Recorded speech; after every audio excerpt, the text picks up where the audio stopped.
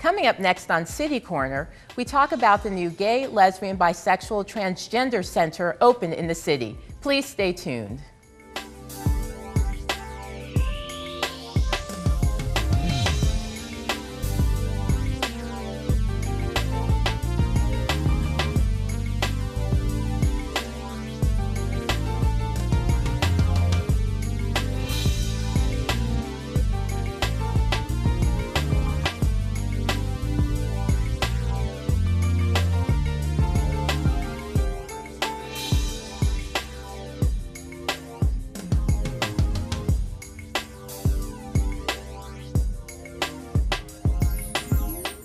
Welcome to City Corner. I'm your host, Melanie Adams. Today, we're talking with Leon Braxton, Executive Director of the new Gay, Lesbian, Bisexual, Transgender Center here in the city. Thank you for joining us, Leon. Hello, Melanie. How are you doing? Good, good. Well, first, tell me a little bit about the center. Okay. Well, the center is located, first of all, at 4337 Manchester, which is in the western end of the Grove.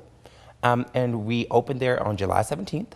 And we are a resource center. Mainly, we actually don't have any services there right now, but we're a resource center. We have wonderful gay and lesbian, transgender, bisexual literature. We have over 1,000 books in our library. We're a meeting space, we're a performance space, and mainly we're just a safe space where people can come and hang out and watch TV and play games. Okay, well, talk a little bit about that location. Why the Grove area? I'm sure you were looking around all around the city for a location. Why the Grove? Well, first of all, we chose the Grove because our old location used to be on Euclid, on the 4th floor of the building at Euclid and Delmar, and it wasn't really accessible to our community. So we looked at a location where you could have on-street parking and get out of your car and come right in. You didn't have to go through a locked door, go through a security guard, get an elevator, go to the 4th floor, and then find the suite. Right. So we like this location because the Grove is an area that is popular and growing in the gay community. And when I say gay, I mean LGBT, which is lesbian gay. So we'll be LGBT, gay. We're using them all, using them interchangeably. So we're using it, when I say gay, it's the umbrella of our whole community. So we like the neighborhood, right? Already kind of has a bar presence, but the center is on the other end of the Grove, near Kings Highway. So that way people can just get out of their cars and come in, and it's easily visible and accessible to our community. Why is it important? One of the terms you used while you were talking about the center was that it provides a safe space. So why is that important in the GLBT community? Because as we all know, kids are still bullied, not only at home, but at school also. So it allows them a place to come and relax where they can just exhale and be around people that are like them, and they can learn about things and get help and just talk to people. Now, how are you marketing the center to not only the youth community, but to the larger St. Louis community as a whole? Well, a lot of it's word of mouth, a lot of walking on the street, and we have a wonderful media sponsor in the Vital Voice magazine. And they did a wonderful article about the center opening and about me becoming the new executive director. And you can read about that at thevitalvoice.com. And you can also go find out more information about the center on our website at LGBT Center STL.org. But a lot of it is just word of mouth and going to different festivals and organizations and passing out our information. Now, what opportunities are there for people to volunteer in the center? Because people may say, wow, that's great, I'd love to stop by, but, are there opportunities to get involved in the work of the center? Oh, yes, sir. We always are welcoming volunteers. To date, we have 135 trained volunteers, which is great. We, at the old center, we only had 4, but we've got an overwhelming support and love for the community. You go to our website, again, it's lgbtcenterstl.org, and we're called Pink Commandos. Pink Commandos. So you become a Pink Commando, and you can, there's various things we're going to do. We're going to have programs, and you can volunteer to go to the different festivals and have people sign up on an email list, give out information about the center. We have different programs that we have that you can volunteer on. There are different committees that people can volunteer, because all our committees are run by our volunteers. Right. Well, I think one of the things I noticed, I had the opportunity to visit the center with you last week, and it really is a great space. You're making it very warm and welcoming. It's 2 different levels. And one of the areas you showed me, you talked a little bit about the library, but then there was also, you're putting together a small computer center. Yes, we're going to have a computer center where people, hopefully, because of the economy right now, a lot of people are unemployed. So you can come there and you can do your resume, you can look for a job, or you can even check emails to see if you got any response from the application that you sent out. Because a lot of people, electricity and food and water are a necessity. Right. You know, the other things are just a luxury. So Right. come down to the center. And let me put this out there. The LGBT Center is not just for gay people. Right. It's for straight alliances also. Right.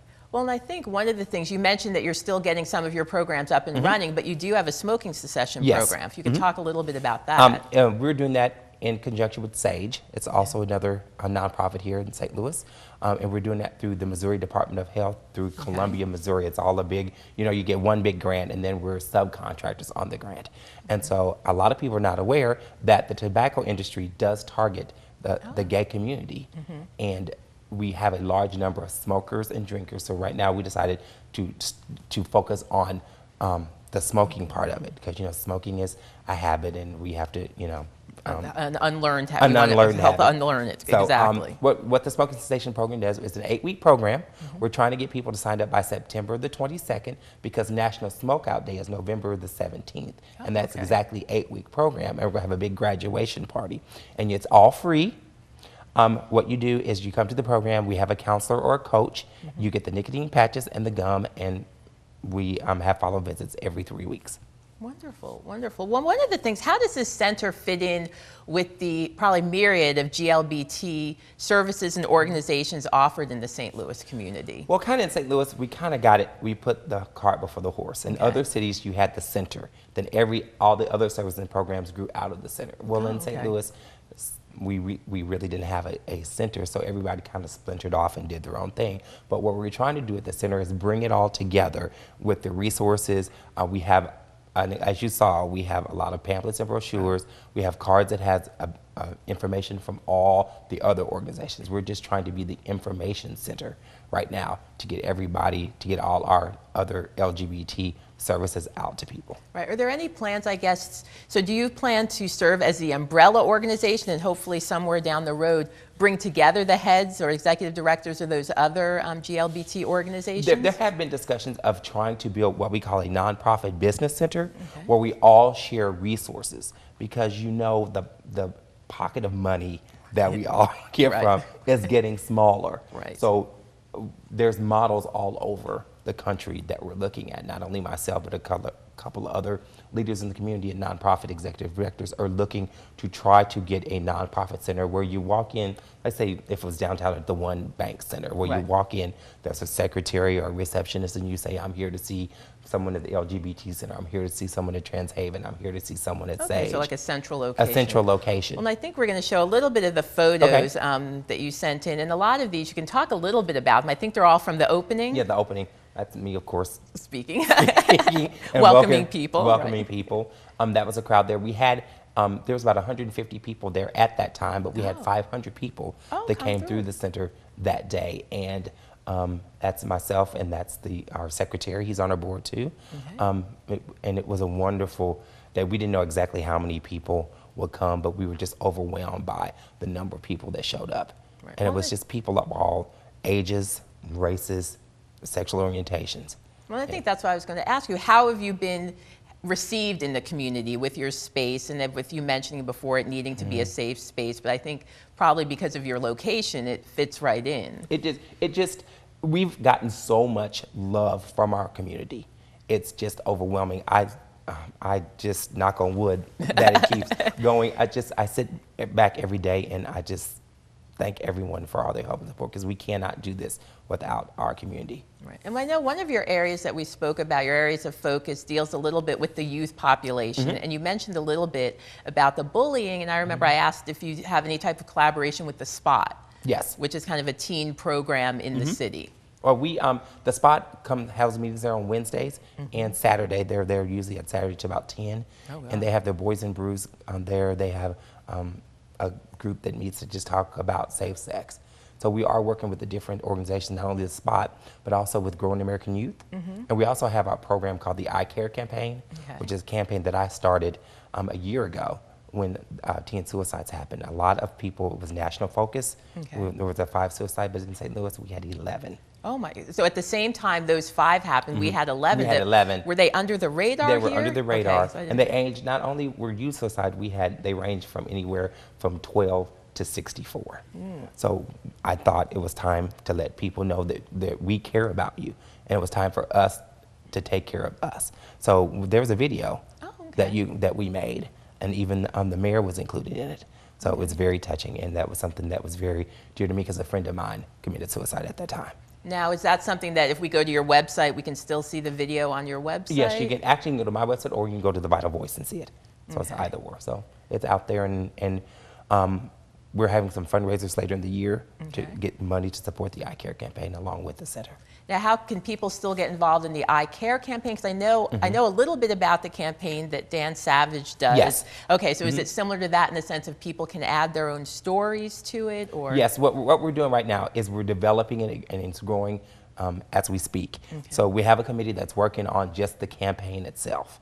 I had a gentleman last night that said he wants to give back to the community and he wants to get involved with Eye Care, and it's kind of our St. Louis answer to all the national programs out there that Dan Savage started. So it's based on, it's the Rhino, reaching, helping individuals no one overlooked. Oh, okay. So that's why you see the purple rhino. But some people call it the blue hippo, but it's called it's actually a rhino. Okay, we'll make sure we get that straight. A purple rhino, Okay. and that's what the rhino stands for. And a lot of people don't know, I'm very big on gay history, is that the purple rhino was one of the very first symbols of the gay community. Okay. It was back in 1974. Well, and I know that some of the volunteers, when I visited the center, you talked a little bit about kind of the history of the GLBT movement. You have some volunteers who are older and have kind of helped live through that history. And so I think that's really important as well, because I think people don't understand the rich history, I think, of the GLBT community here in St. Louis. Yes, we have a wonderful program of the center. It's the LGBT History Project. It's headed up by Colin Murphy, and they are going and they are tracing back some of the older gay individuals that we have in our community, because a lot of young people think that gay started with Gaga, but we've been gay since before then. You know, Socrates, Aristotle, Sappho, but they don't understand that. So it's important that they learn where they came from to where we are today, you know. So, you know, even 15 years ago, it's not okay to take your boyfriend to the prom. You couldn't go hold hands in public and stuff like that. So, are the youth receptive to learning about their history? Well, you know, sometimes you have to nudge them along. So any history, whether it's GLBT or whatever history, they're just not that. We have the same problems that the African American community has with Black history, and then of course everybody just learning history in particular. Well, I think we will continue this discussion after the break, talk a little bit more about the GLBT history here in the St. Louis community, and again, talk about the center and what people can do to help you out. So please stay tuned.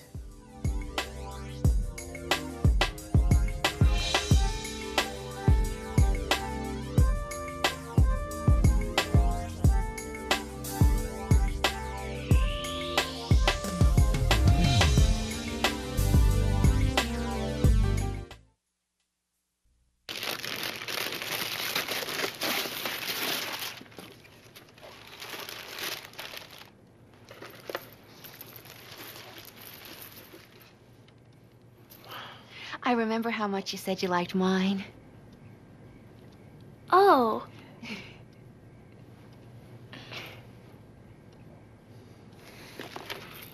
You don't have to be perfect to be a perfect parent. There are thousands of teens in foster care who would love to put up with you. So my uncle calls and he says he's dizzy and he's losing his balance. I'm like, Unc, you want me to take you to a doctor? He's like, no, I'm gonna look up the symptoms. I said, your symptoms are you're dizzy and you're losing your balance. So he said, I can't get on the internet because my arm is numb. I said, well, use your good arm and dial 911.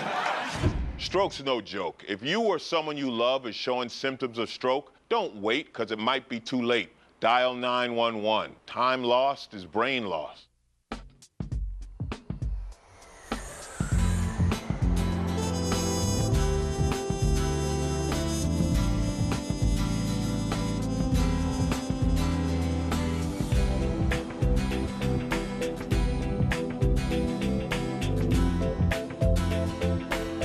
Experience St. Louis.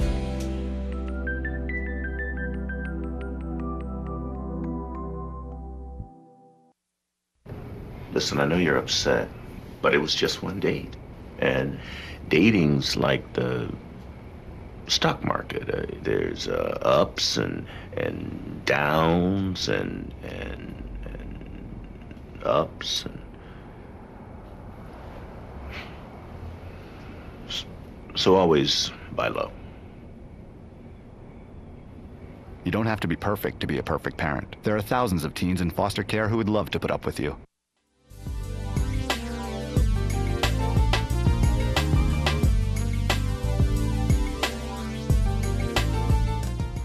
Welcome back to City Corner. Today we're talking with Leon Braxton, Executive Director of the new LGBT Center located here in the city.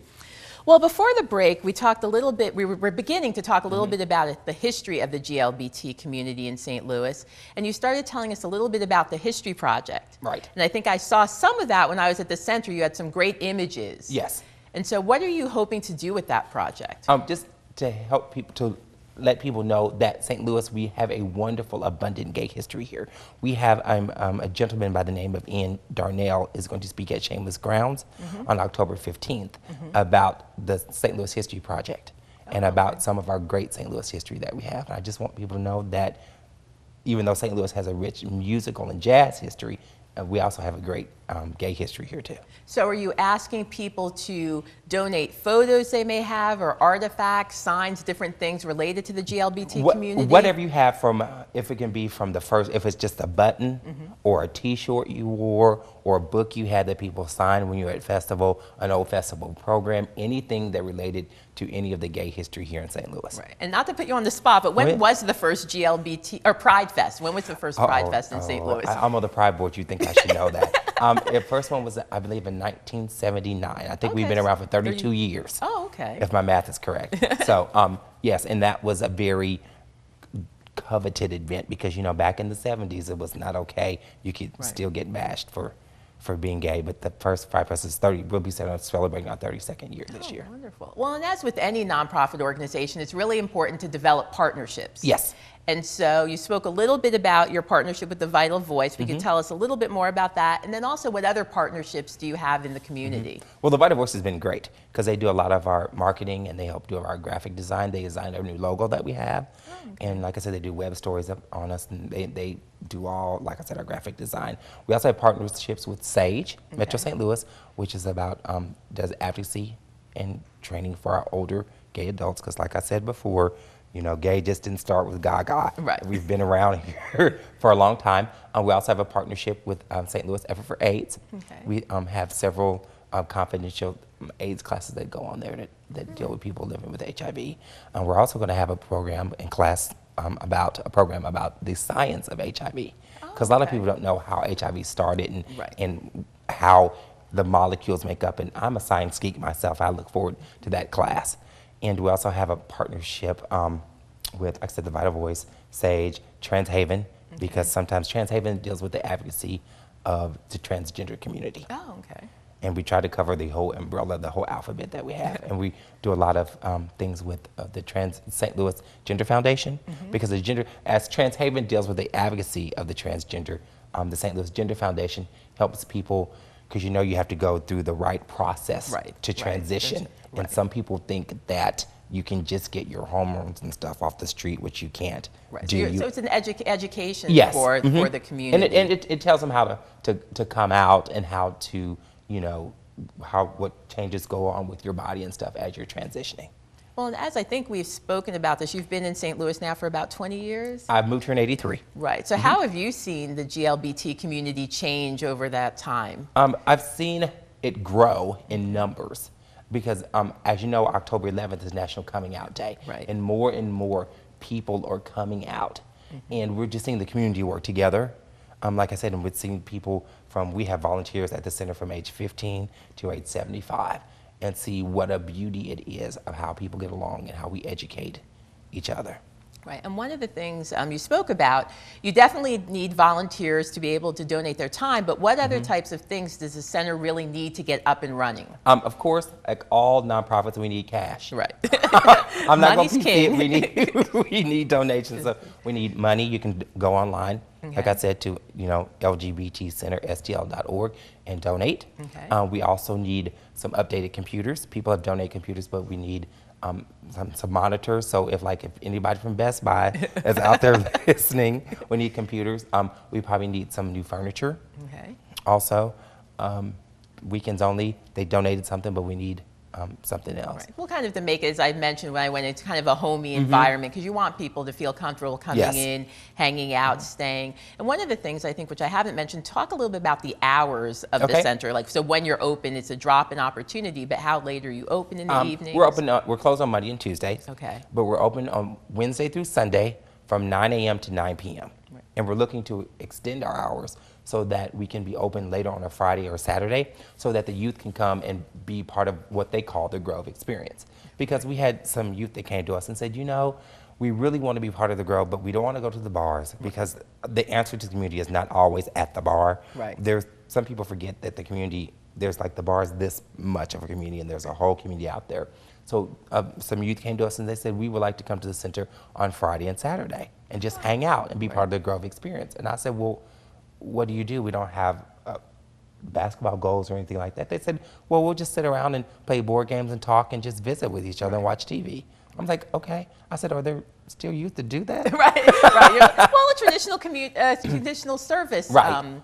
Service center, so that makes sense. You know, they want to be able to hang out with their friends and, you know, it sounds like they might be underage, so that's good. Yes, that's good. That's good. I was going to say, it's probably Yes. your under 21 Yes, crowd under who 21 wants the crowd. experience. So they just want to come and just hang out because they feel like it's home. Right.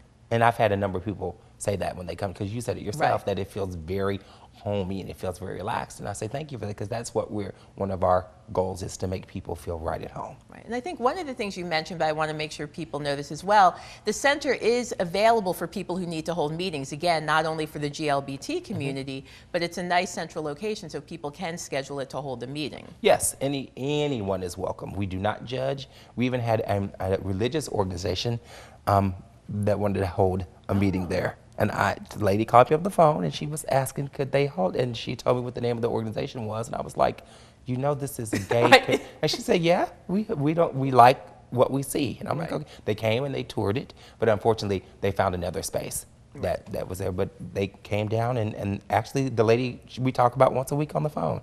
Right. Well, and it could be, you know, it's opening, like you said, there's new opportunities, new partnerships, Right. really helping St. Louis open its eyes to all members of its community. Yes. Well, and as the new executive director, I'm sure you have a lot of big plans. So what do you see happening in the center over the next 3 to 5 years? Well, hopefully there's a building next to us that is vacant. Okay. And I would like to do that so we can expand the center and have a place, hopefully, where we can have people that are homeless stay there and become part of not only our own initiative about getting our youth off the street, because we have a lot of homeless youth. And we have a lot of youth that couch surf, which means you go and you stay a night at a friend's house and you go sleep on a sofa somewhere else. And we want to have a place where they can stay. And we also, unfortunately, have a lot of transgender people that need a place to stay. And when you go to the shelters that we have some wonderful shelters here in St. Louis, but when you go there as a transgender person, you have to go where you were naturally born. Okay. So if you haven't transitioned yet, then if you're going from male to female, then you have to go on the male side, and then that causes problems. And so we're looking for the house next door to try to have a safe space where people can go in emergency housing. And also, we have a big initiative. I have a meeting on this weekend, starting with domestic partner, same-sex domestic partner violence, because, you know, we have domestic violence just like everyone else. Right. Well, and it sounds like you're really working to provide full services to the community. And I think, again, that doesn't come cheap. And I know we talked a little bit about some of your future fundraisers and things you see happening, but one of them in particular, which is an annual event, Grove Fest. Yes. You want to talk a little bit about that? We're participating in Grove Fest. It's October the 1st. We're going to have a booth out there, and we're passing out information. And we also have a one-time donor program or a monthly donor program. And that's how we're really going to sustain the center, is on our monthly donor program. And you can donate as little as $5 or as much as you want. So we'll have pamphlets and information on how you become a monthly donor. Well, and one of the things you mentioned early on was that St. Louis is kind of doing it backwards in a way that you said that most places have the center, then have all the organizations, but we have all the organizations and now we're doing the center. So how does St. Louis fare, I guess, around the country around issues of GLBT? Well, we have a great presence and respect around the country. Like, I talk to various other centers. Like, I get ideas from Cleveland, the center in Cleveland, especially the center in Denver. They have a beautiful new location. And the center in Chicago. And then the center in Los Angeles has got $13 million good. from the government. So Government funded, okay. government funded. So we haven't gotten that large yet. Yeah, right. So we're working towards that. Oh, okay. Well, and it sounds like, I mean, I think a lot of people make these assumptions about St. Louis and the GLBT community. And so that's why I really think that the History Project is just really important, not only for the GLBT youth, but for the straight and ally youth as well. Yes. And I know one of the things we talked about is a lot of the college and probably even lower, like K through 12 organizations, really are ally organizations. Yes. And really, what's the difference in that for people who may not understand, you know, ally, what does that mean if they're joining that type of organization? Well, at the high school level, they're called GSA, Gay Straight Alliances. Okay. And that way they form an organization where that, I don't want to say the straight people learn about the gays, but we just, we coexist together, Right. you know? And then at colleges, they're usually called prisms or spectrums or, again, gay straight alliances. Right. And they just, like I say, coexist and learn about each other. Right. Well, and that seems to be the trend here, because I think in the past, something you said, you were joking about it, but I think a lot of these organizations, whether they were GLBT or ethnic organizations, they were organizations where essentially one culture taught the other culture. Yes. And I think the nice thing about the alliances, it's really kind of working together to come to a mutual understanding. Right. And to really learn about each other. Because we all know through knowledge, our differences can be erased. Right. Well, and I think if you were able to say kind of one thing to the St. Louis community about the GLBT community, what would you want them to know? What do you want St. Louis to know about your community? I want St. Louis to know that we are a welcoming, loving space. Okay. Okay, so I think one of the things that people kind of, I think it's really important that you keep emphasizing that ally thing. Yes. Because I think people make the assumption that, oh, well, that's a GLBT Right. center, that's not for me, I'm not welcome there. And so just the welcome nature of it, I just think everyone's is really welcome important. there. Like we have people in our neighborhood, we have straight people that come there and hang out. We had a straight student that came from RSU and just studied in our library because it's so nice and she liked it there. Well, because of the success of this center, are you branching out? Will there be other centers in other parts of town? I don't know. We haven't gotten that far yet. You're like, we're trying to work on the one we have. Yes, we're trying to extend our little mansions. I mean, if we get a space and we get someone that would donate a huge building to us where we could get some of our other organizations in, we're open to that. Okay. Okay. Well, hopefully in the future we'll see LGBT centers around the city in different locations, not only in the Grove, but in North St. Louis and further south, because I think it really does provide an important service. Yes, it does, and we're really right now we're trying to mainly reach out to our youth. We're trying to reach out to our African American ladies, working with EFA on, you know, as you know, our numbers are increasing when it comes to STD and HIV. Right. New infections. Right. And I think these are all important issues, not only in the GLBT community, but in the St. Louis community in general. And I'd like to thank you for joining us today. I think it's been a wonderful conversation. It has been my pleasure. I look forward to all of the wonderful things your center will be doing in the future. And again, thank you for joining us on City Corner, and see you next time.